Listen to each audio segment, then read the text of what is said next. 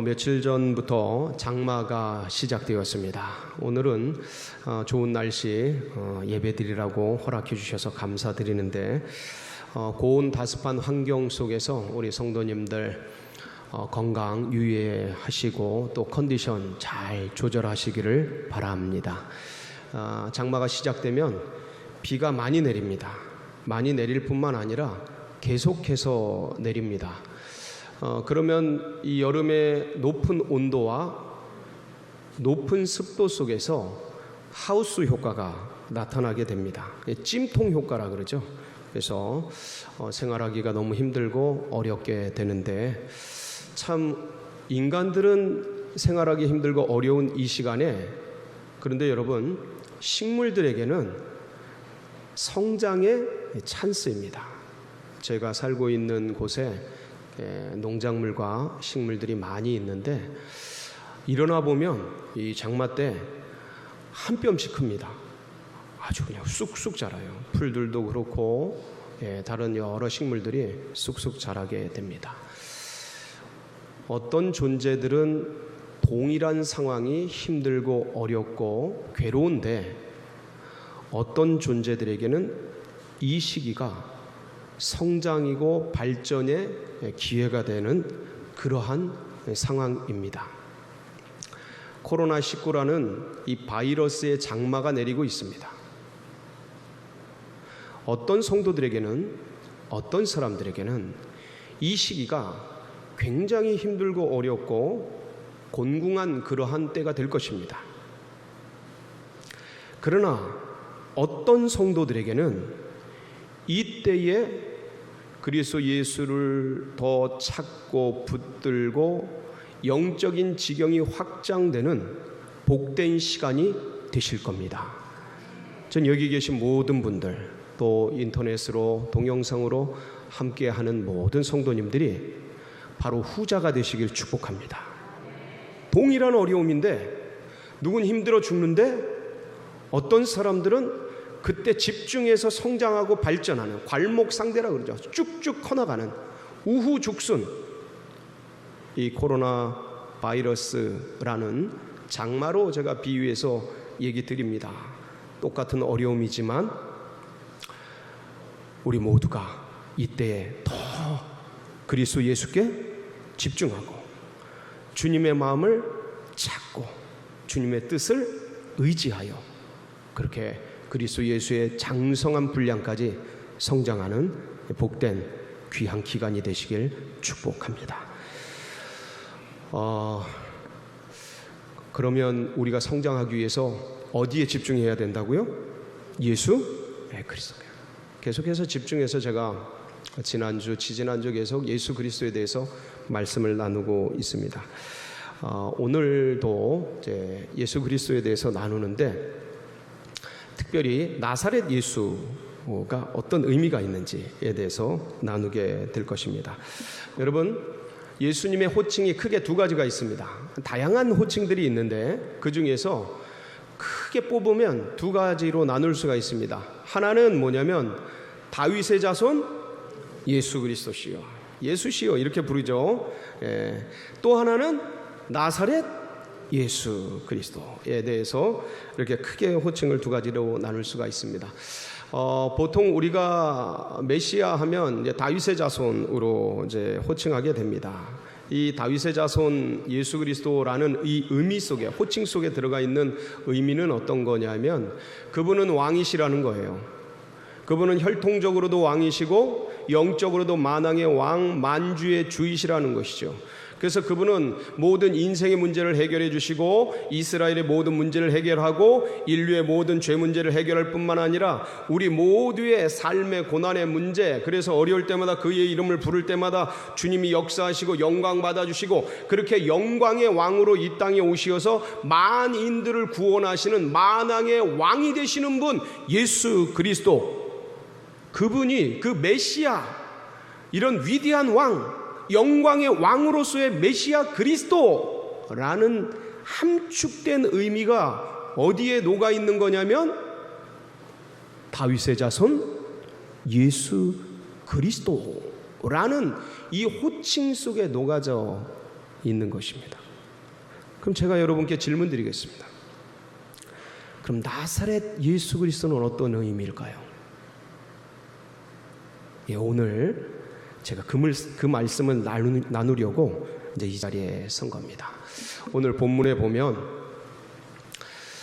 헤롯을 피하려고 애굽으로 피난 갔던 예수님의 가족 이야기가 이제 등장을 합니다. 예수님이 탄생할 때 동방박사들이 찾아왔고 이 동방박사들이 별이 사라져가지고 헤롯궁에 찾아가게 됩니다. 그리고 거기에 묻죠. 유대인의 왕으로 나신 이가 어디 계시뇨? 그때 이제 헤롯, 이 유대를 다스리고 있던 헤롯은 난리가 난 겁니다. 나 말고 왕이 또 있는 거야? 그러면서 그래서 동방박사들에게 그 별이 뜬 때와 그 다음에 그 언제부터 했는지 이런 것들을 자세히 묻고 동방박사들을 베들레헴으로 보낸 다음에 이 동방박사들이 오면은 이 베들레헴에 있는 나사렛 예수님을 죽이기 위해서 준비를 다 했는데 이 동방박사들이 밤에 지시하심을 받아서 궁으로 가지 않고 헤롯에게로 가지 않고 고국으로 그냥 가게 되죠. 뒤늦게 이것을 알게 된 헤롯이 굉장히 잔인한 사람입니다. 왕이 되기 위해서 부인도 죽이고 가족도 죽이는 엄청난 잔인한 사람이에요. 능력은 있는데 잔인한 사람이에요. 그러니까 이제 나 말고 유대인은 왕으로 나신 이가 있다는 얘기를 듣고 베들레헴의 2살 이하의 남자 아이들 다 죽여버립니다. 학살이 일어나는 거죠. 라마에서 슬퍼하는 일들이 일어나는 겁니다. 그래서 이 헤롯이 이런 군대를 보내기 전에 요셉과 마리아에게 꿈에 계시가 임해요. 빨리 피하라는. 그래서 이 요셉과 마리아가 어디로 피합니까? 애굽으로 이제 피하게 됩니다. 그곳에 사는데 이스라엘을 다스리던 대헤롯입니다. 헤롯이 여럿이 있는데 대헤롯이 죽었다는 이제 소식을 전달받게 됩니다. 그래서 이스라엘로 올라오게 돼요. 근데 이스라엘에 올라올 때 요셉과 마리아는 예수님을 낳은 베들레헴, 유대 근처거든요. 유대 지방입니다. 이 베들레헴에 가서 원래는 살려고 올라왔습니다. 근데 그 유대 땅을 다스리는 자가 이 대헤롯의 여러 아들이 있었는데 3명에게 땅을 나누어 줍니다. 분봉왕이라고 하는데 아켈라오라는 아들이 이 땅을 다스리게 됩니다. 유대 땅을. 근데 이 아켈라오가 굉장히 잔인한 사람이야. 대헤롯을 닮은 사람이에요. 엄청나게 잔인한 사람이라 아켈라오가 유대 땅을 다스리게 됐다는 얘기를 듣고 요셉과 마리아가 갈등을 하게 됩니다. 가야 되나 말아야 되나. 가면 굉장히 아버지 헤롯에 이어서 또 우리 아들을 죽이려고 그럴 텐데, 예수를 죽이려고 그럴 텐데, 이런 고민 속에서 갈등하고 있는데 꿈에 이 요셉도 굉장히 꿈을 많이 꿉니다. 구약의 요셉도 꿈의 사람 아닙니까? 그런데 이 신약의 예수님의 아버지 요셉도 꿈을 많이 꾸는데 꿈에 지시하심을 받아서 갈릴리로 가라라는 천사의 명을 받게 됩니다.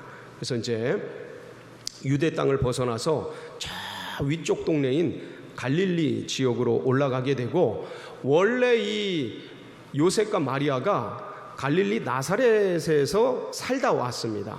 그래서 호적 신고하기 위해서 베들레헴에 올라간 건데 갈릴리로 가라니까 제일 익숙한 자신이 살던 땅 어디입니까? 나사렛으로 가게 된 겁니다. 그래서 예수님은 아버지 어머니 요셉과 마리아에 의해서 나사렛으로 가게 됐고 거기서 어린 시절을 이제 성장하게 되면서 고향이 이제 이 출신이 된 거예요. 출신 지역이 나사렛이 된 겁니다. 그래서 예수님을 뭐라고 불러요? 나사렛 예수. 이러면 고향 출신지가 나사렛인 사람이라는 1차적인 의미가 있습니다. 여러분은 어디 출신이셔요? 네.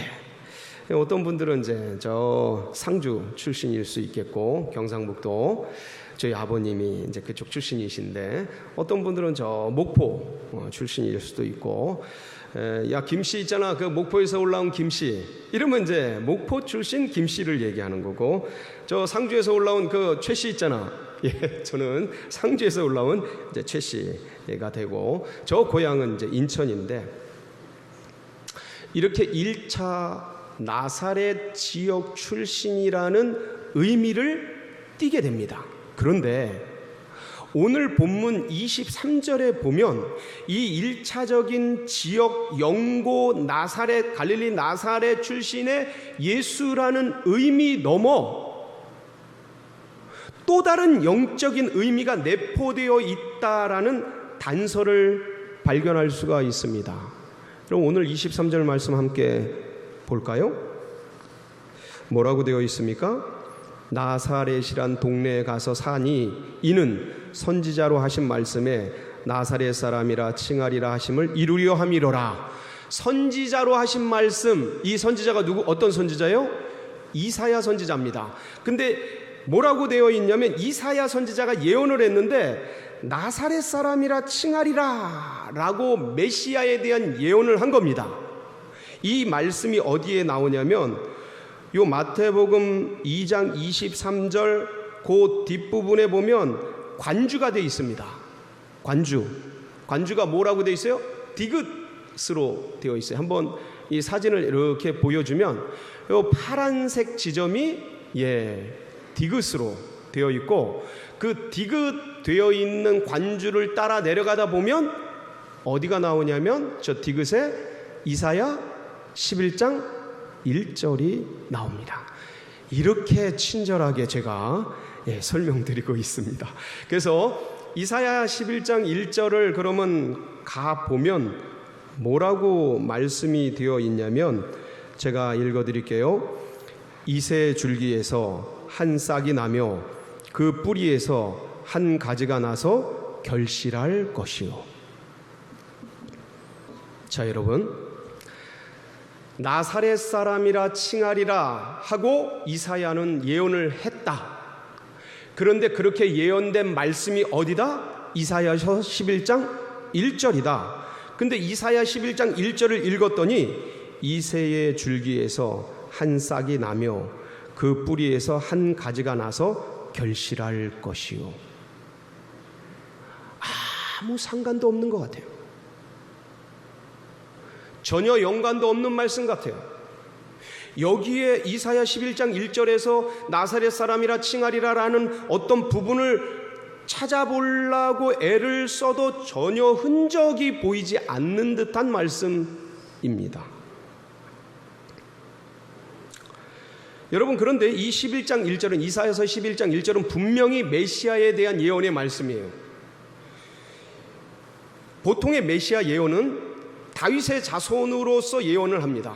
그래서 그분이 오셔서 제가 초두에도 말씀드렸습니다. 만왕의 왕 만주의 주로서 인류를 어떻게 구원하고 이스라엘을 어떻게 구원하고 도탄에 빠진 백성들을, 죄에 빠진 백성들을 어떻게 백마탄 왕자처럼 오시어서 그들을 구원할지, 그리고 모든 죄와 절망과 고통과 아픔과 고난들을 끝내는 위대한 왕이 되실지에 대한 다윗의 자손으로 오시는 그분에 대한 예언의 말씀이 대부분이에요.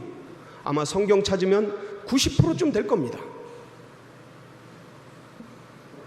그런데 오늘 이사야 11장 1절에서 전혀 나사렛 출신이라고 찾아볼 수 없는 이 흔적을 찾아볼 수 없는 이 성경 말씀을 자세히 들여다보면 메시아가 어디서 오실 것이요? 11장 1절을 한번 띄워주실까요? 이새의 줄기, 다윗의 줄기가 아닙니다. 이새의 줄기에서 뭐가 나요? 한 싹 메시아가 나며 이새의 뿌리에서 한 가지 메시아가 나서 일어나서 결실할 것이다 라는 메시아의 말씀입니다. 다윗의 줄기가 아니에요. 이새의 줄기인 것이죠. 근데 여기서 줄기라고 하는 이 단어는 우리들이 보통 가지를 생각할 수가 있는데 그런 가지가 아니고 이 줄기라는 단어는 스텀프입니다. 스텀프. 구루터기, 나무 자르고 남은 밑둥을 얘기하는 거예요. 어떤 건지 사진을 보시면 우리가 많이 봤던 바로 이겁니다. 이게 스텀프예요. 지금 말하고 있는 이새 줄기 할 때 이 줄기가 이겁니다. 여기서 뭐가 난다고요? 싹이 난다는 거예요. 여기서 이 뿌리에서 뭐가 난다고요? 가지가 올라온다라는 거예요. 여러분, 이것은 문학적으로 제가 설명을 드리면 이새 줄기, 이새 뿌리라는 건 뭐냐면 이미 끝나버린, 희망이 없는, 무너져버린, 잘려져버린 나무 밑둥 같은, 더 이상 기대할 것 없는 버려진 존재, 한마디로 말하면 너무 하찮은, 눈들 필요가 없는 그러한 아무것도 아닌 그런 존재가 저 구루터기인 거예요. 그러니까 희망이 없는 절망의, 절대 절망의 그런 상황, 그게 이새 줄기, 이새의 뿌린 거예요. 근데 거기 그렇게 버려진 듯한 아무런 눈들 것 없는 거기서 한 싹이, 연약한 싹이 나온다는 것이죠. 거기서 한 줄기가 솟아올라서 결실할 거라는 거예요. 이건 다른 말로 하면 메시아가 아무것도 기대할 수 없는 그러한 집안. 그러고 보니까 이새라는 사람은요, 잘 알려지지 않은 사람이에요. 그냥 양측이에요. 그냥 지나가는 사람이에요. 근데 여기서 다윗이 나고 다윗의 쭉 출신 중에 쭉 해서 메시아 예수 그리스도가 오게 되는데, 이 아무것도 아닌 사람처럼 잊혀질 만한, 두드러지 않은 이 존재, 이 사람뿐만 아니라 다 망가진 다윗의 가문, 이미 멸망한, 아수르에서 박살나고 바벨론에 의해서 부셔져 버린 유다 왕국, 그리고 페르시아에 의해서 짓밟힌 식민지 수백 년을 살아, 그리고 그리스에 의해서, 로마에 의해서 지난 몇백 년 동안 짓밟히고, 여러분, 우리 36년간 일제치하에 있었던 그 고통을 지금도 우리는 한으로 갖고 있습니다.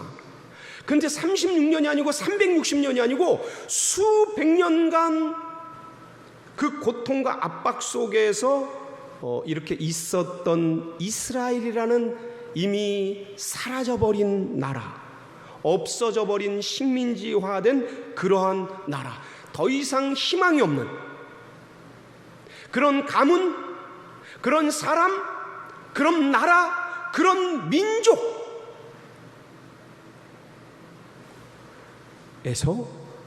한 싹이 나고 한 가지가 일어날 것이라는 거예요. 아무도 주목하지 않는 이 가지를, 이 싹을, 아무도 훌륭하다고 말하지 않는, 무명으로 눈 한 번 주지 않는 그런 상태로 오셔서 그렇게 자라나실 것에 대한 예언의 말씀입니다. 어떤 예언인가요? 고난받는 종으로서의 메시아. 그 의미가 함축되어 있는 단어가 뭐라고요? 나사렛 예수.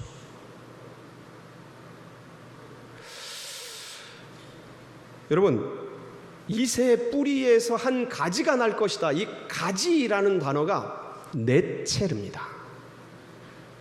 네체르.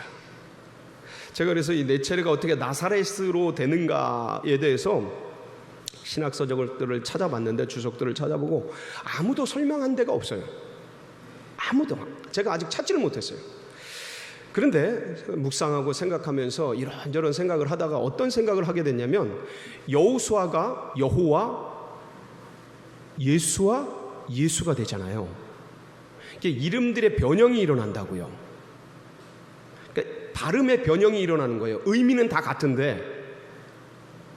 아마도 그렇다면 이 네체르가, 분명히 예언의 말씀이 이렇게 돼 있는데, 이 네체르라는 단어가 음운 변화가 생기면서 나사렛으로 바뀌었을 것 같다라는 그런 묵상을 제가 해봤습니다.